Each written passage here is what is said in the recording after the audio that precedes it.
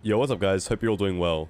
So by now, Season 2 has properly settled in, everyone's got a feel for it, and today we're going to touch on that, but more importantly, there's some pretty big news in the Battlefield space. So Season 2, we got some new guns, a map, a vehicle, and that's about it. I'm really not going to waste too much time on it, because to be honest, I'm really not impressed.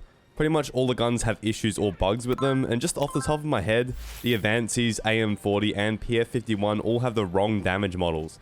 How they literally get every single damage model wrong, it is a serious question of mine. This is especially influential given the huge nerfs to the SMG damage model, and to a lesser extent the small buffs to the ARs.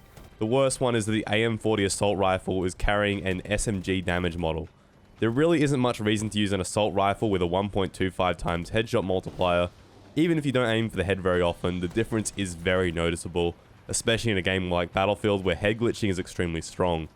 These dudes at DICE are seriously impressive with what they're capable of, but it really doesn't end there. We also got a couple new guns from Portal in the M60E4 and the M16A3. The M16 has an absolutely busted grenade launcher, and the M60 sucks. The M16 also has the PKP recoil pattern. It probably just needs a GL nerf and a recoil decrease, but it is just really sad seeing the state that these guns came into the game with. I mean, the M60 was never overpowered in Battlefield 3, but the M16 is an absolutely legendary gun from that game. Anyone who's played BF3 remembers it, and you just want that gun to come into the game and be somewhat resemblant, at least, of the BF3 version. Didn't happen though, and they're going to need to work on that one. Now for the new map and vehicle, I do enjoy their new map enough.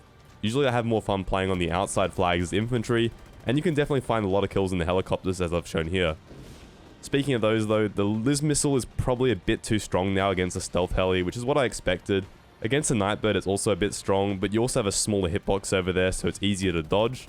Combining that though with a new Ram ground vehicle, and it can definitely get grim.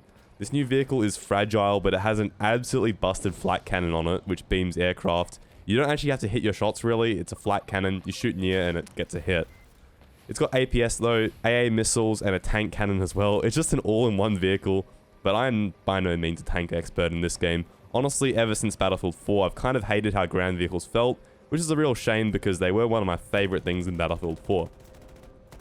Anyways, now let's get on to the big news. Mr. Battlefield, aka Lars Gustafsson, is now gone. He's left DICE, and it's been met with mixed responses from the community. One side sees it as a bad thing. He's been at DICE for like 22 years, and he's masterminded a lot of the games that we know and love. At the same time though, some people are glad to see him gone, as 2042 and BF3 did release under his supervision, and those games really just weren't good enough. I think it's hard to give a take without truly understanding what goes down inside DICE. I've spoken to a few people close to the situation, and DICE seems like an absolute clown fiesta. Supposedly, it's an environment filled with nepotism that holds back the few talented employees they have left. Pretty much everyone has to go to someone above them, and it sounds like it's very, very hard to get anything meaningful done there, which would explain the game that we have right now. Anyways, Lars had the title of creative director, and he's more or less in charge of the overarching concepts of the game and what it will look like. I don't think he's there with a gun forcing DICE to cook up the most ridiculous, worst mouse input of all time, but he might have pushed for some other things like 128 players and specialists. If this is the case, then him leaving is a good riddance for DICE, and honestly everyone in leadership positions has to go. It's not working for them, and aside from Drunksy, I think the franchise would be much better off without them. On a positive note though, something like this is kind of happening right now, but it's more for the narrative campaign side of the game. Marcus Leto's studio Ridgeline Games has recently gotten picked up by EA to work on the next Battlefield game, and this is something I love to see.